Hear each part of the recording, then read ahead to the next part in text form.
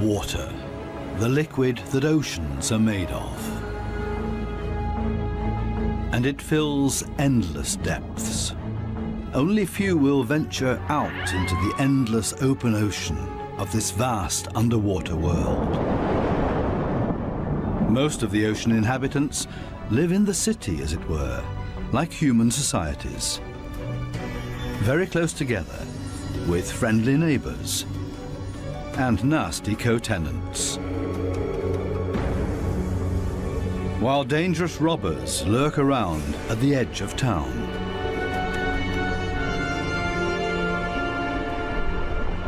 To assert yourself here, you have to be equipped with all kinds of tricks and clever strategies, or lie and cheat. Coral reefs are the largest structures in the world. They're giant submerged metropolises.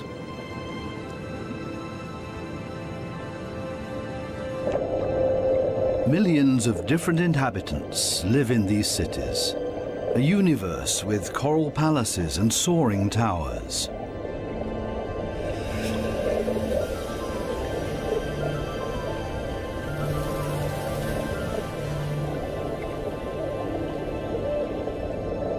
Every neighborhood has a chief. The entire street belongs to this guy. No trespassing, okay? A typical large city with all the noise and ruckus.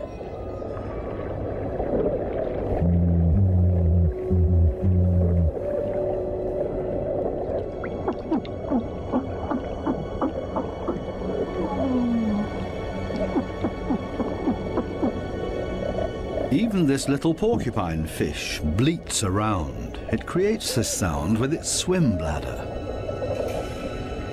Two small harlequin shrimps are nibbling on this blue sea star.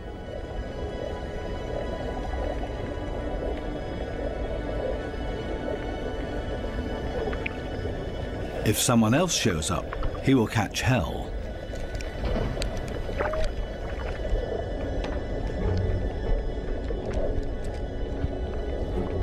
Another harlequin shrimp busy pulling a bite out of a sea star.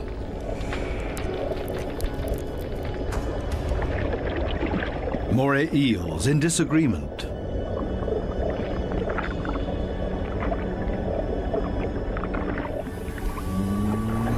A scorpion fish shuffles across the ocean floor.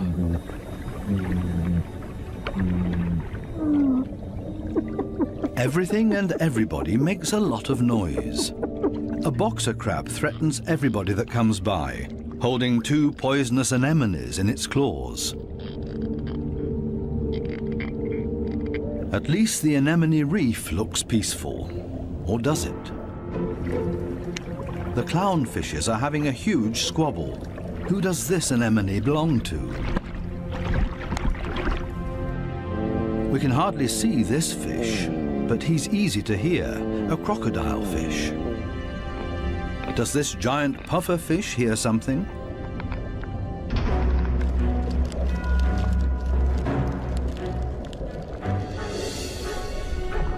It's a ray that's getting away. A dispute amongst the members of the cichlid family. Who is stronger, and especially who is louder?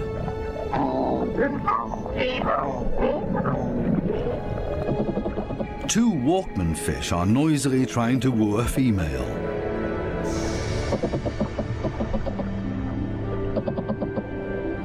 Big city noise everywhere, especially when a large structure is being torn down.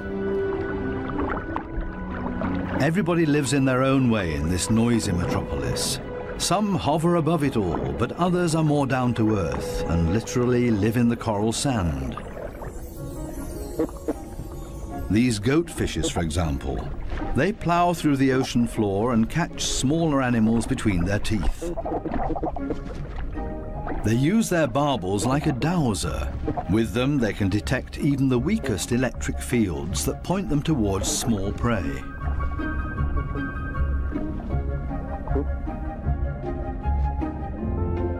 These gobies also dredge through the sand and feed on what they find in there. There's another way of finding prey in the sand. This blue-spotted stingray uses its wings like shovels, and there's always a chance of stealing something. While one works, others just stand by and feed on what's left over, maybe a piece of crab or a mussel. You have to be very familiar with this area to find the best morsels.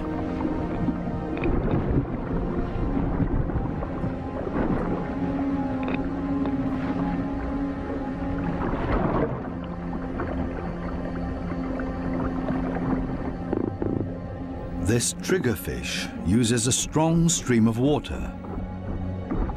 The fish blows away the sand to unearth whatever is hidden inside it.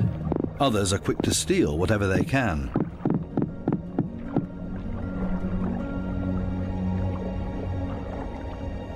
The triggerfish is a commanding fish, and most reef inhabitants are easily intimidated by him, except for these strange visitors that don't seem to show fear. In any case, it's best to cover them up with sand.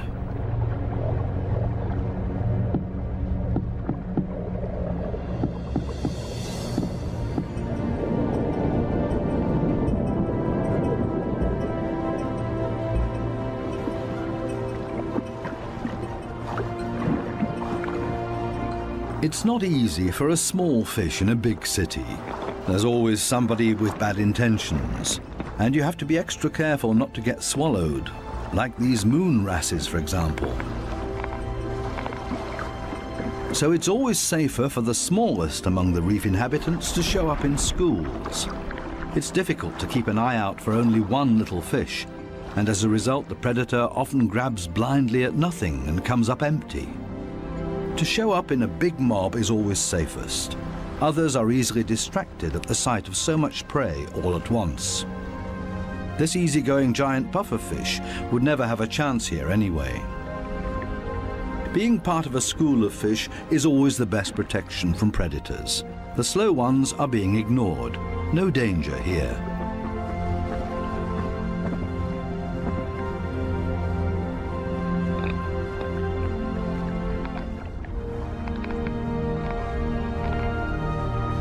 The school distributes the danger. If there are 1,000 fishes, any of them can be the target, and 999 are going to be just fine.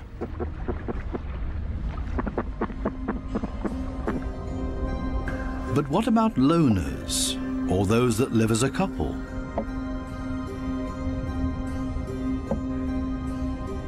Seahorses, for example, camouflage themselves to look like the coral branches they're holding on to.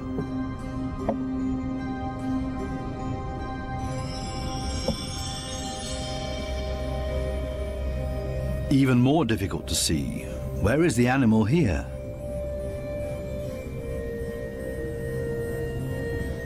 Only the eye betrays this trumpetfish's camouflage.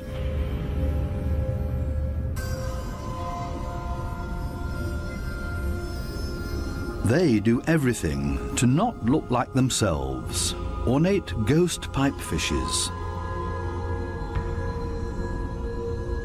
They're inseparable, a couple. The female is already carrying eggs in her extended belly. Before long, the male will fertilize her eggs. They are still regular fishes, despite their unique costume. This one looks like torn-off seagrass. The spiny waspfish rocks back and forth in the current.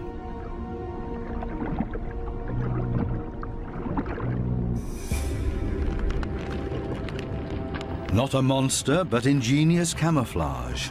A spider crab that's decorated its head with a sponge. This will deter any predator.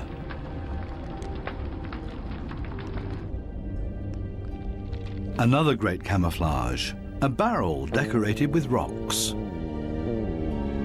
Only the movement of the gills betrays this stonefish.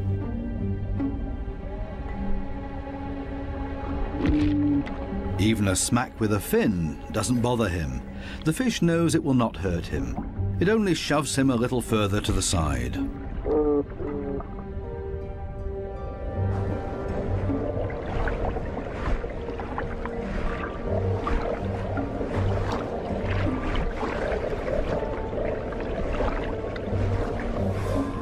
Similarly tough are its cousins, the scorpion fishes. They lie there as if dead, especially when others around them freak out. And even when moray eels fight with lionfishes for food.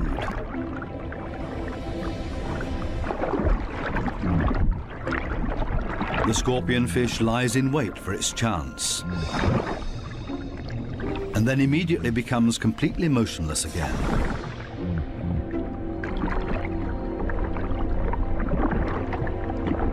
The only difference is that it raises its dorsal fins with the poisonous barbs inside, is completely still but now also armed. This large anglerfish virtually blends into the background tangle of algae and leaves. Right now, the anglerfish is on high alert. It ejects a large cloud in order to throw off predators. It's not the time to feed or catch anything. Its angling rod is lying flat on the fish's back. The white tip at the end of the rod is used to lure prey. The anglerfish feels threatened by something. Finally, it gives up its camouflage and moves further over, using its fins to float. As soon as the fish retracts the fins, it sinks to the ocean floor. Anglerfishes come in all kinds of shapes and sizes. Their trick is ingenious, using the angling rod as a lure. And every curious little fish becomes dinner. Many animals, including ocean inhabitants, communicate with a mixture of sounds and behavior. Everybody has to look out for their own survival in this metropolis of ocean inhabitants. But it seems maybe not quite everybody does it by themselves. The partner goby has come to an agreement with two pistol shrimps. The goby keeps an eye on things while the shrimps keep maintaining their hole. Larger rocks at the entrance are ideal for securing it.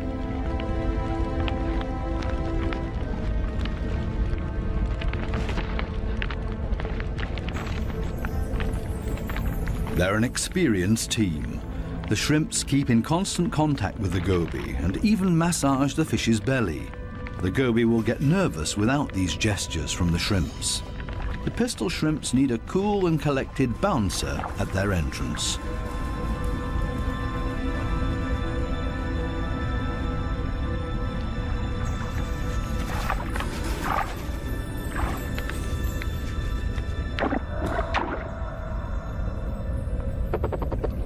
Teamwork. This is where the anemones settle with their poisonous tentacles. Whoever gets caught by those will pay for it dearly or lose their life.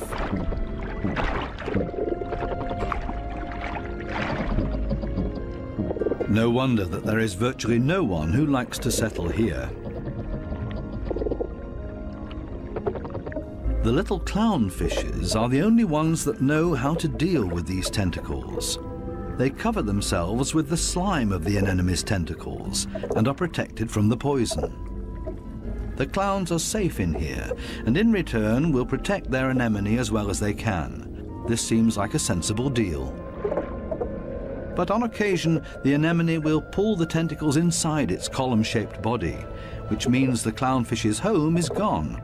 When this happens, they panic and look for another anemone that they can hide in for the time being. Unfortunately, this one is already occupied, and the next one as well, and this means having to fight its current owner. There's much to lose for the clowns. Without the anemone, they can't procreate. The clownfishes attach their eggs to the bottom of the column-shaped foot of their anemone, hidden behind the poisonous tentacles.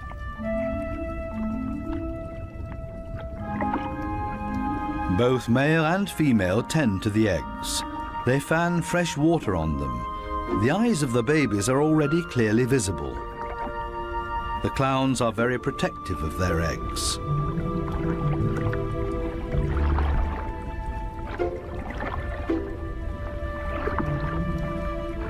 It takes the two of them to protect their offspring, and only in conjunction with the anemone. Everybody in the reef has to take special care of their young. If they don't, it means their species will simply die out. So it's not surprising that everybody gives it their best effort.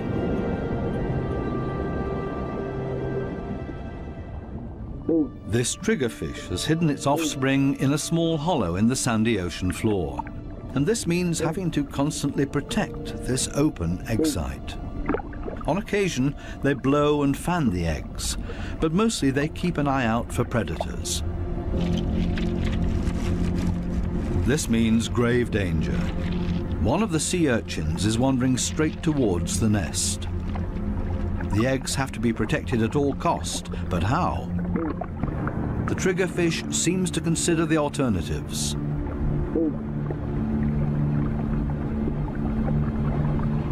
But then it blows and then rams the sea urchin. Again and again until it breaks, the sea urchin's guts spill out into the open. A few more hits for good measure. The danger has been averted. Everything else is easy.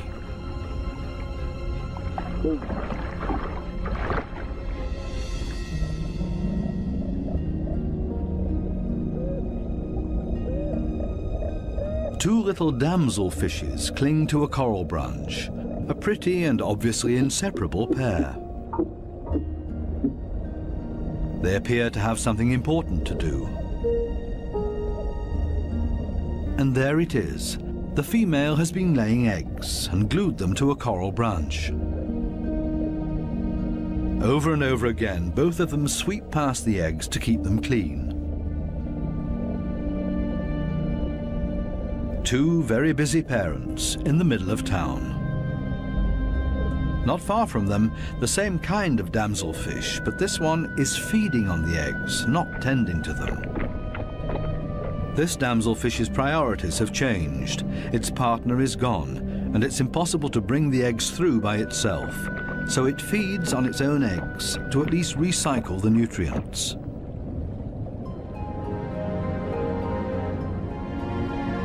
There are many different strategies to give one's offspring a good start. Some are surprisingly easy.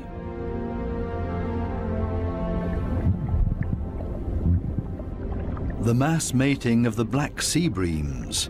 The males are so generous with their sperm that often a cloud of it will engulf the entire wedding party.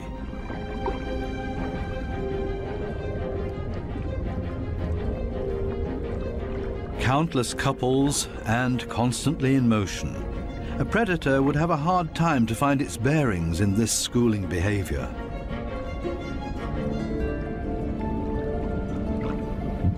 The fish's instincts cause them to mass mate in order to ensure the survival of their species.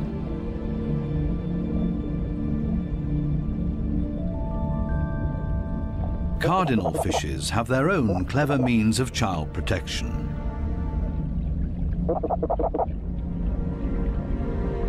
It's not time yet.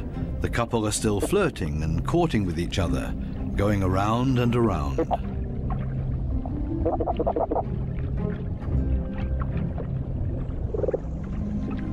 We'll leave them to it and take a detour to a couple not quite as gentle with each other.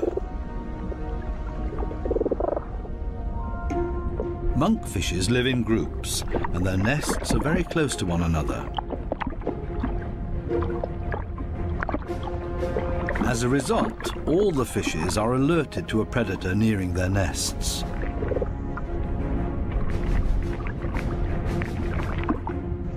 Hermit crabs love to feast on the eggs of the monkfishes, so the protective parents are all getting nervous.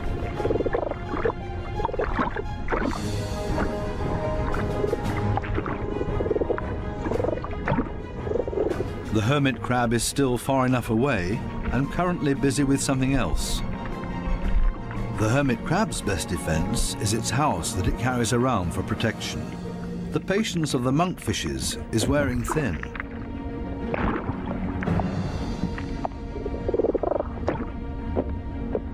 Now everyone attacks in order to bowl the crab away from their nests.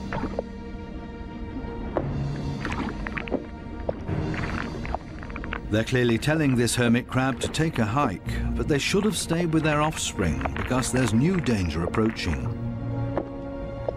A gaggle of rainbow wrasses takes advantage of this unique opportunity and ravages the monkfish nests. The predators are quick, brutal, and in the majority. Most of the monkfish eggs will be devoured.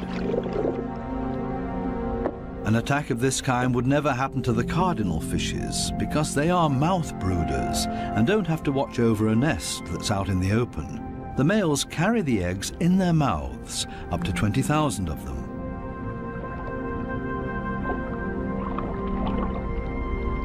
A mobile nursery. They're safe here in their father's mouth, unless, of course, he gets eaten.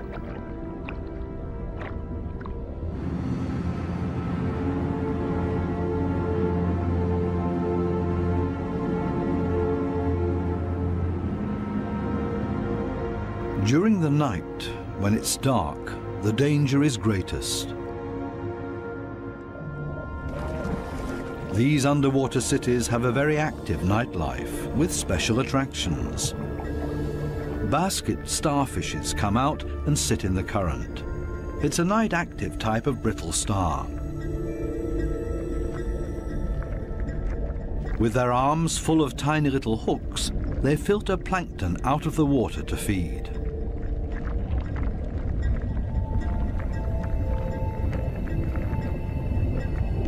A very elegant feather star. It's on the move to find a better spot to filter plankton.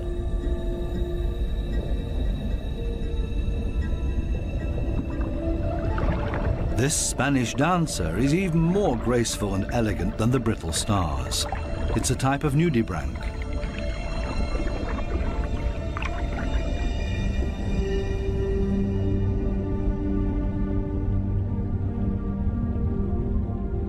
The giant pufferfish is relaxed and spends the night dozing off on the sandy bottom. Others prefer the safety of their quiet bedroom, a surgeonfish. Everybody settles in for the night as comfortably as possible. The parrotfish tucks itself away in its mucus cocoon for protection against predators. Everybody's sleeping arrangements are different. The poor triggerfish has to stand guard by its nest all night long. There's no time to rest.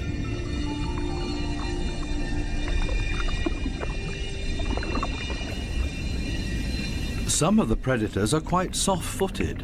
A cone snail has spotted a small fish.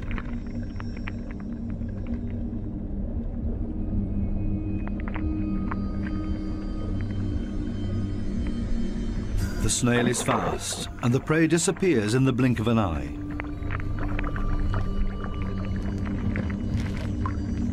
The night is still young, and still full of danger and terror. These lionfishes pose danger to the cardinal fishes.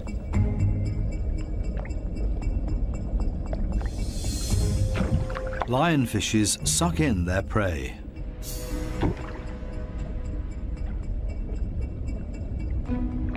Even if they choke on it.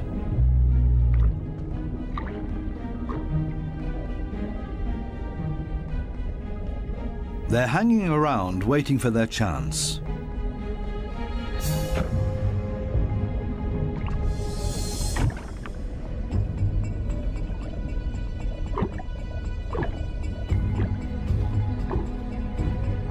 This poor cardinal is sideways in the lionfish's mouth, eggs and all.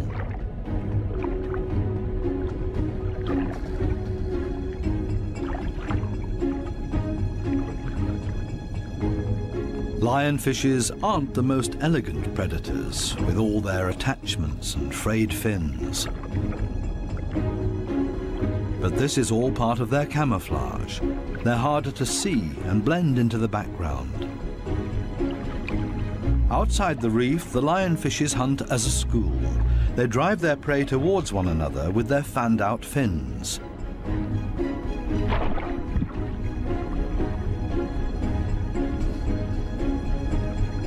They prefer to attack from above, cornering their prey.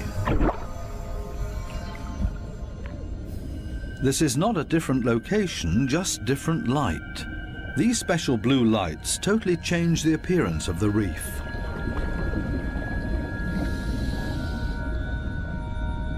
Now we can see that the coral polyps are bright red, and they clearly stand out from their environment.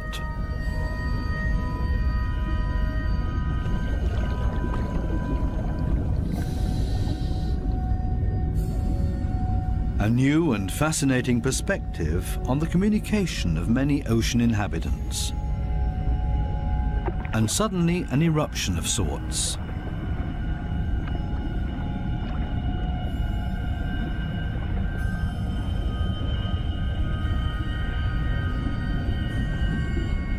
It looks like smoke, but in reality it's a type of reproduction. A carpet anemone is ejecting its sperm.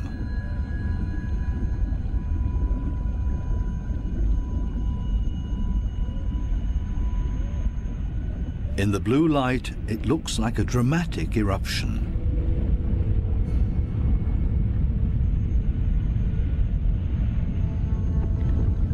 A hermit crab as a magic lantern.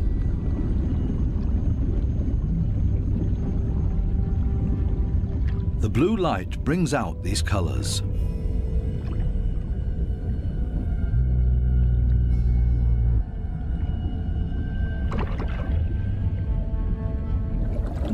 An entire group of lionfishes on a food foray.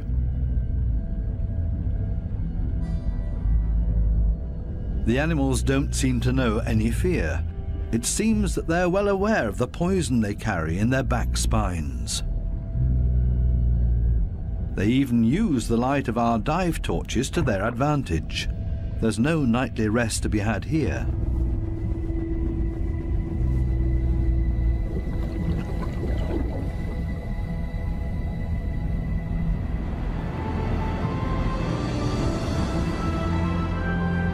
With the first daylight, new life comes into the reef city.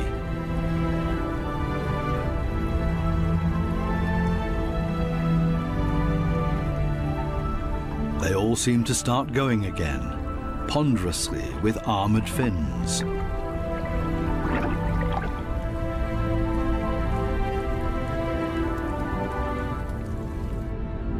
As pedestrians, and as light and quiet as possible.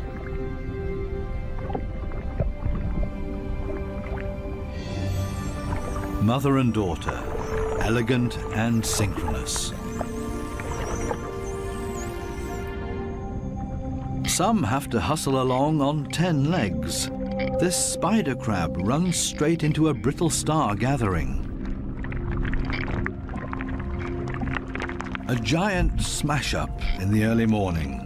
Wildly flopping around, everybody tries to get away.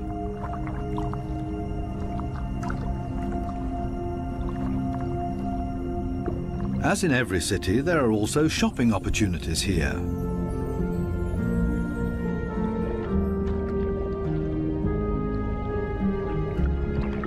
This moray eel knows her shops well. She rushes to her favorite store every morning. The same with this blue-spotted ray. But they haven't opened yet. It leans on one fin as if to say, it's waiting.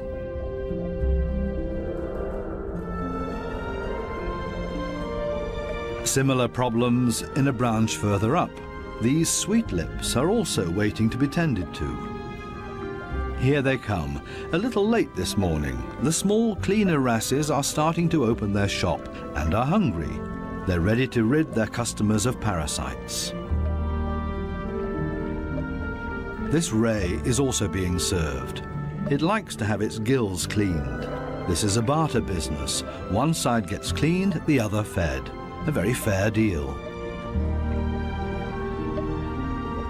Clownfishes seem to be excluded from this business because they can't leave their anemone.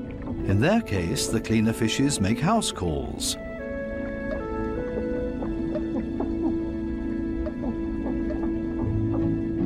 This snake eel is also otherwise engaged, and the cleaner shrimps are also making house calls for him. Finally, it's the moray's turn. It has a lot of nutritious freeloaders on its skin and in its gills.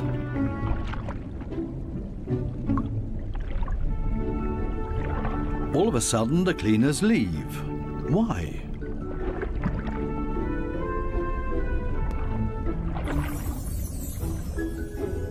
This Titan triggerfish is no better off. The treatment has stopped before he was finished. The cleaner fishes have new customers, clients that have never come to see them before, and they're now being preferred over old customers. The point is that these new clients will like the service here so much that they will come back again. The regular customers have to be patient and wait until the new clients are finished. Cleaner fishes operate solely according to economic rules. This guy has also come for the first time and quite enjoys their service.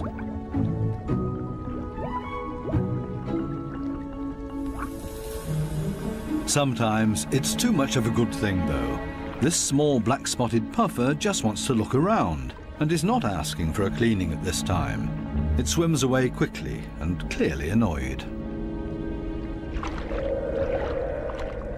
It's time to go back to the regular customers before they get impatient and leave for good.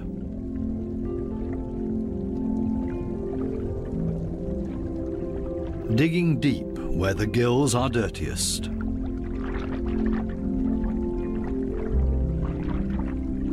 One last time through the mouth, and it's as good as new, and the teeth squeaky clean.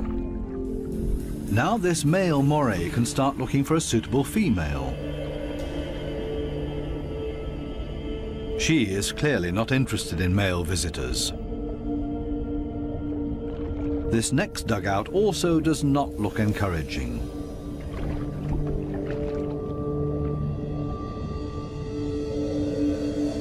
These two have already found each other. A strange pair with a triggerfish as roommate.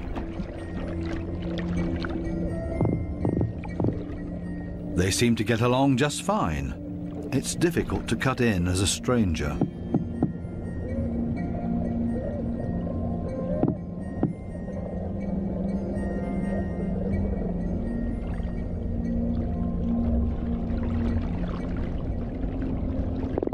It would also be well advised to stay away from this giant triggerfish.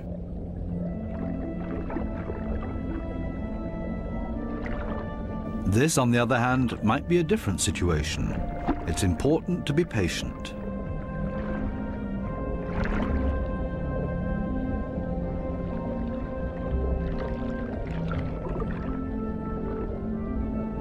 This female moray does not seem to be too reluctant. She's showing her teeth, which is not a sign of aggression, quite the opposite. She finally agrees to a date.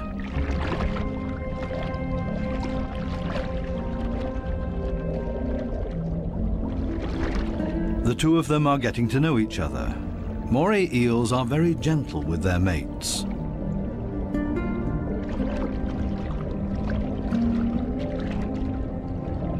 And they're good for another surprise, as partners of a phenomenal hunting party.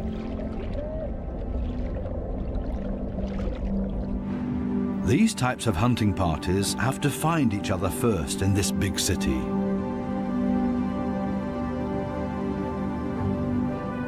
The right place for the moray and her partner.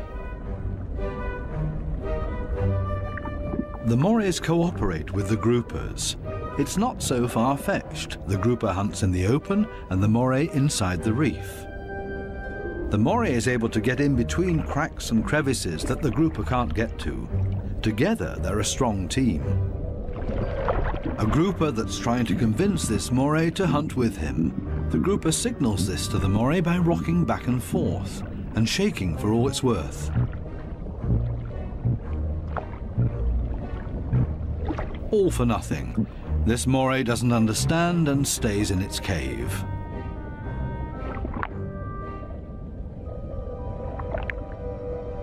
Next try. Maybe the moray will react this time and swim with him. Again, no luck.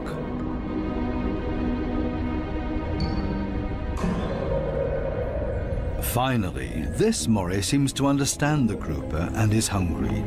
The grouper tilts its head and the moray accepts his invitation. Together they swim through the reef. The moray prefers to swim between the dark alleyways, and the grouper decides it's safer to stay on the main streets around the reef. This is not the right place. The grouper expected to find scared prey here. The moray takes a break and waits. It's not going to happen this way. Again, another invitation to go. They continue through the reef to another coral head. Also nothing for them here either. The moray is getting ambitious as well now and initiates a hunt on her own.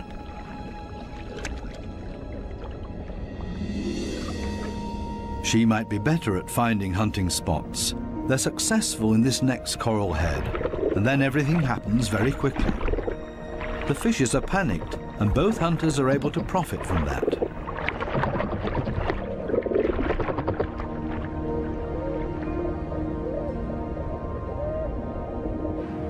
This coral city offers living space for millions. Many hideouts and crevices provide protection for everybody. My home is my castle.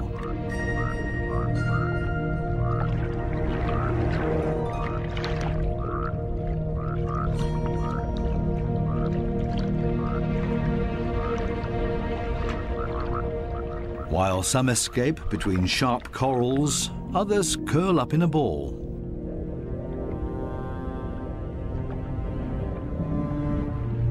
Octopuses don't have bones and are therefore able to change shape. Their homes are usually very tight and space-saving.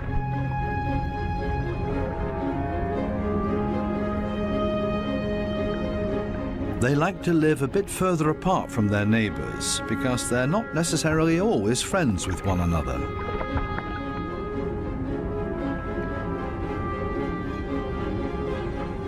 It might be best to put up a wall of stones between them.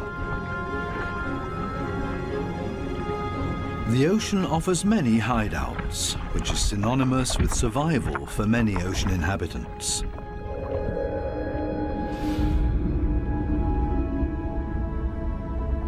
There can also be hideouts that nature never intended to be there, such as this giant wreck, 240 feet deep.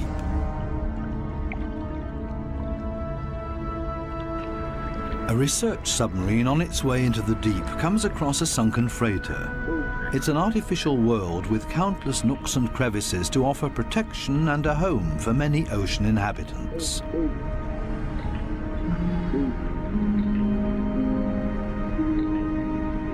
The wreck has long been overgrown with all kinds of sea life. The side of the hull has become a living wall made of corals and sponges.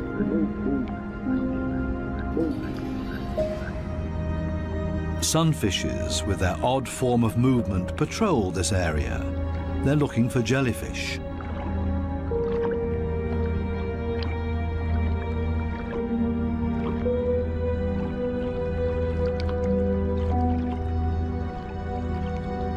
In steerage, where the current is strongest, filter feeders have found a new home, such as these sea fan corals. They feed on the tiny plankton particles. A unit that has grown together made of technical, man-made and organic structures. Even the steel anchor has grown a second skin, made of living beings. It offers these delicate creatures a solid structure to grow on. They have all made a comfortable home in this sunken world. Not even the lights of the stub disturb any of the wreck inhabitants. New life has been created out of the tragedy of this sunken ship, the ingenious, life-renewing cycle of nature. The Morays are sharing a home. They seem to be exceptionally friendly towards one another, even with this conger eel as their neighbour.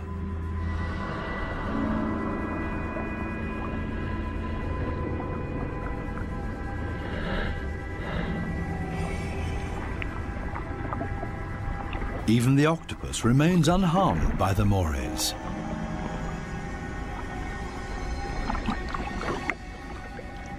A unique environment made of steel that offers many different opportunities for ocean inhabitants to use it.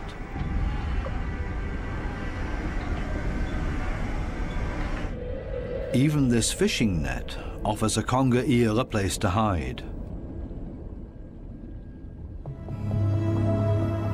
The original destination of the sub is located a bit deeper, a picturesque underwater city full of ancient amphora architecture.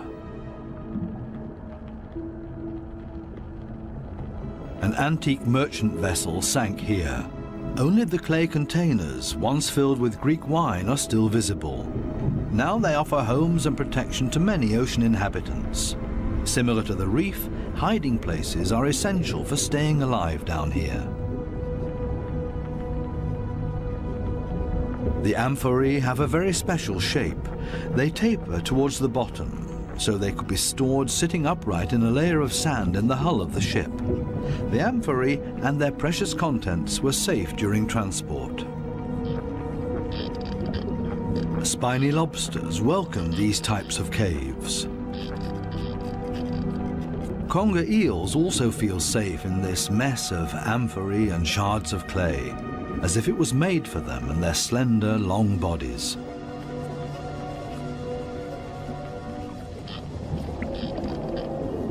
The city of amphorae on the ocean floor provides countless opportunities to observe, disappear, and be unseen.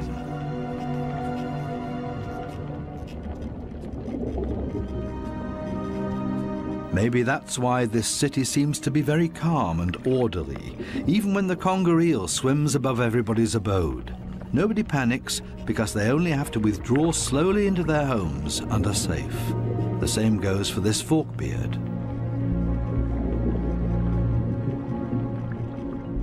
The conger eel's only chance to make prey down here is to hide himself and ambush somebody. The sunfishes also don't have much luck feeding here, for the same reasons as the conger eel. On the other side of the globe, the Spencer Gulf in southern Australia. Every year, hundreds of giant cuttlefishes meet up to mate. The rocky seabed offers great holes and caves to hide the eggs.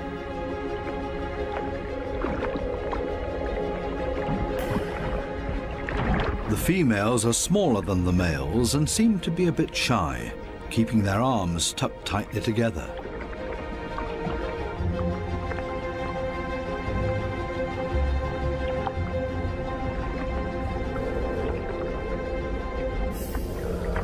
The males, on the other hand, present every bit of themselves openly to impress the females, but also other males that are potential rivals. When the going gets tough, it's always a good idea to hide behind the safety of a cloud of ink.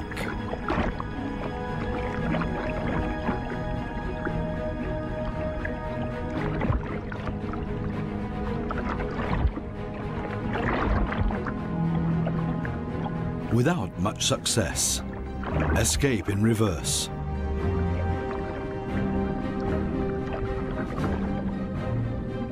Only the strongest of them have a chance with the females. He's a winner and courts his female by changing his color to interesting stripes. She has agreed to mate with him, and they hug tightly.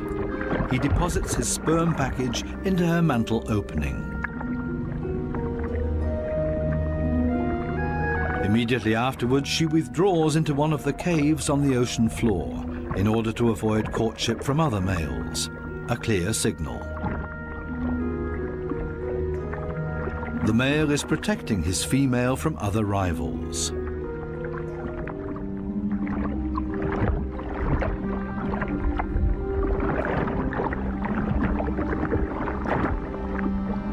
But there's always the unexpected. A so-called sneaker male tries to cut in. This male is much smaller and pretends to be another female by acting like one, very demure and shy.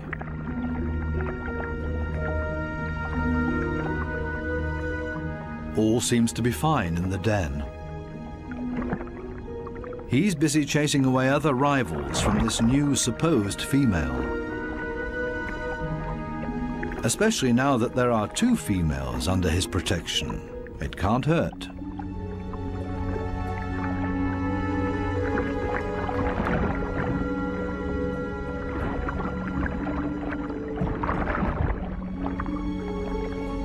The two supposed females on the bottom below him are getting closer to each other, the sneaker male and the female. They mate in secret, under the protection of the strong male. As soon as the sneaker male is found out, it gets dangerous for him, but he has achieved what he came for and mated with this female. The beatings are nothing compared to the glory of his success. Intelligent strategies and tricks are essential for survival underwater and part of everyday life. A final dive into the magical world of sharks. This spot on a sandbank close to the Bahama Islands has great attraction for these lemon sharks. They come here by the hundreds, and nobody exactly knows why.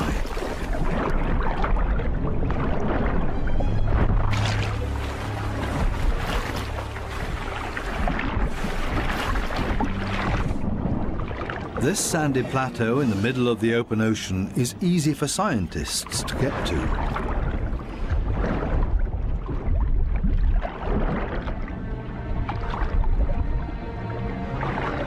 This experiment will show how sharks react to their own reflection.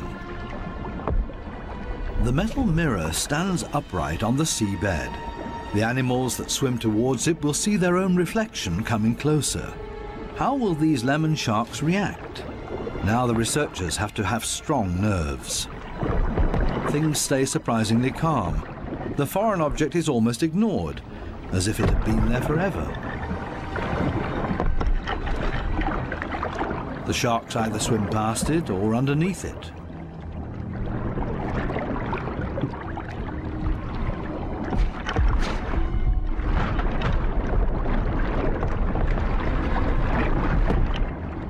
The scientists expected a bit more, and soon the sharks lose all interest in the mirror.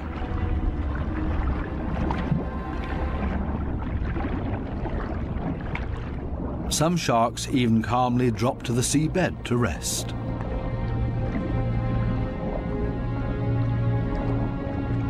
The only ones alarmed by this behavior are the remoras that like to keep moving.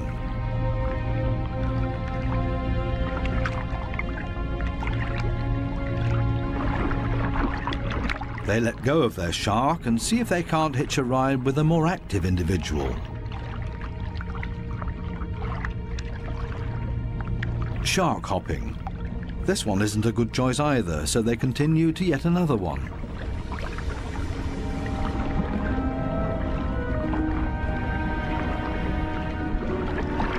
All of a sudden, something happens to the mirror, and the peaceful afternoon on the sandbank changes quickly into the complete opposite. The rope that the mirror is attached to loosens and the mirror falls over.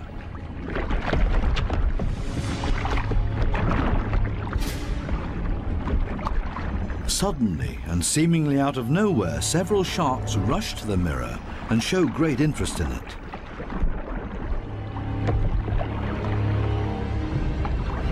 They smell and touch it, and they get more and more excited.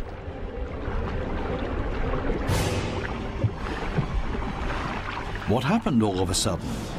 None of the scientists have any idea how to explain this change in behavior. The animals that were calm and collected only a second ago are now completely out of their minds, and the situation quickly escalates into a mass attack on the mirror. Do they mistake their own reflection for an opponent? It's time for the divers to leave because it's not safe anymore. The communication of the ocean inhabitants continues to offer new and exciting insights, though we will probably never fully understand them.